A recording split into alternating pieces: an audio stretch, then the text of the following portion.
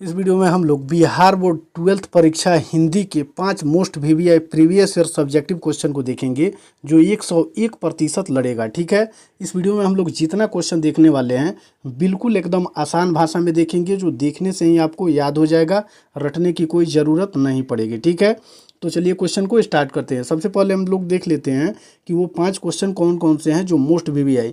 तो इसमें 3 क्वेश्चन हम यहाँ दे दिए हैं कि नागरिक क्यों व्यस्त है और उनकी व्यस्तता जायज़ है। इसको भी आपको लिखना है, बहुत इंपॉर्टेंट क्वेश्चन है, कई बार एग्जाम में पूछा हुआ क्वेश्चन है। फिर दूसरा नंबर क्वेश्चन में कि चंपारण में शिक्षा के लिए गांधी जी ने क्या किया और नारी की पराधीनता कब से कब आरंभ हुई। ठीक है, तो इन सभी प्रकार के प्रश्नों को हम लोग बिल्कुल आसान भाषा में देखने वाले हैं, जो देखने से, ध्यान से देखने से ही आपको याद हो जाएगा। ठीक है, तो चलिए क्वेश्चन को स्टार्ट करते हैं। देखिए, सबसे पहले हम लोग देखेंगे क्वेश्चन में यहाँ आर्ट ऑफ कन्वर्सेशन क्या है। क्वेश्चन नंबर 1 में कि आर्ट ऑफ कन्वर्सेशन क्या है, तो इसका उत्तर हम लोग देखेंगे कि आर्ट ऑफ कन्वर्सेशन का अर्थ है बातचीत करने की कला। आर्ट ऑफ कन्वर्सेशन का जो अर्थ है वो बातचीत करने की कला है।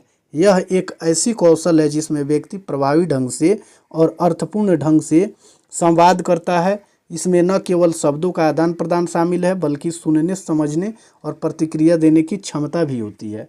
यानी आर्ट ऑफ कन्वर्सेशन एक तरीका से देखा जाए तो बातचीत करने की कला होती है, और यह एक ऐसा कौशल होता है जिसमें व्यक्ति अपनी बातों को प्रभावी ढंग से और अर्थपूर्ण ढंग से संवाद करता है, यानी बात करता है। इसमें न केवल शब्दों का आदान प्रदान शामिल होता है बल्कि सुनने, समझने और प्रतिक्रिया देने की क्षमता भी इसमें बेहतर होती है। ठीक है, चलिए फिर आगे वाला क्वेश्चन देखेंगे।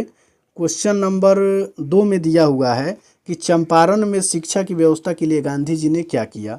चंपारण में शिक्षा के लिए गांधी जी ने क्या किया। ठीक है, शिक्षा की व्यवस्था के लिए क्या किया, तो इसका उत्तर हम लोग लिखेंगे कि गांधी जी ने चंपारण में शिक्षा की व्यवस्था के लिए 3 गांवों में आश्रम विद्यालय स्थापित किए। ठीक है, पहला लाइन में हम लोगों को लिखना है कि गांधी जी ने चंपारण में शिक्षा की व्यवस्था के लिए 3 गांवों में आश्रम विद्यालय को स्थापित किया। कितने गांवों में? 3 गांवों में क्या किया? आश्रम विद्यालय स्थापित किया। किसने? गांधी जी ने। कहाँ पर स्थापित किया? तो चंपारण में। किस लिए? शिक्षा की व्यवस्था के लिए। ठीक है, देखिए जिसमें पहला है बड़हरवा, दूसरा है मधुबन और तीसरा है भितिहरवा। यानी ये वही 3 गांव हैं जहां पर गांधी जी ने चंपारण में अच्छी शिक्षा व्यवस्था के लिए आश्रम विद्यालय को खोला।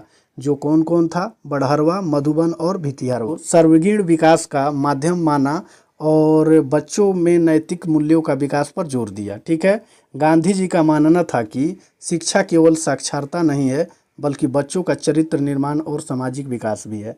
ठीक है, गांधी जी का मानना था कि शिक्षा जो है केवल साक्षरता नहीं है बल्कि बच्चों का चरित्र निर्माण और सामाजिक विकास भी है। ठीक है, चलिए फिर आगे वाला क्वेश्चन देखेंगे। क्वेश्चन नंबर 3 में दिया हुआ है। क्वेश्चन नंबर 3 में नागरिक क्यों व्यस्त है, क्या उनकी व्यस्तता जायज़ है, तो इसका उत्तर हम लोग लिखेंगे कि नागरिक निजी स्वार्थ की पूर्ति और समस्याओं को दूर करने में लगा है। नागरिक जो है वो निजी स्वार्थ की पूर्ति और समस्याओं को दूर करने में लगा हुआ है। उन्हें अपने पेट की चिंता है, यानी जो नागरिक हैं उन्हें अपनी पेट की चिंता है, वे देश की चिंताओं से लापरवाह है। जो नागरिक है वो देश की चिंताओं से लापरवाह है, वे अपनी निजी सुख सुविधाओं में व्यस्त है। ठीक है, चलिए फिर आगे वाला क्वेश्चन देखेंगे। आगे वाला क्वेश्चन में दिया हुआ है कि नारी की पराधीनता कब से आरंभ हुई। नारी की पराधीनता कब से आरंभ हुई, तो इसका उत्तर हम लोग लिखेंगे कि राष्ट्र कवि दिनकर के अनुसार स्त्री की पराधीनता तब हुई जब मानव जाति ने कृषि का आविष्कार किया। ये जो राष्ट्र कवि दिनकर हैं, रामधारी सिंह दिनकर, वे कहते हैं कि स्त्री की पराधीनता तब से ही शुरू हो गई जब से मानव ने कृषि का आविष्कार किया। यहाँ से जिंदगी 2 टुकड़ों में बट गई। यहाँ से ज़िंदगी कितने टुकड़ों में बट गई? 2 टुकड़ों में बट गई। ठीक है, खेती का जो काम है या घर के बाहर जो अन्य काम था उसे पुरुष करने लगा। ठीक है, उसे किसने करने लगा? पुरुष करने लगा, और नारी जो थी वो घर में रहने लगी।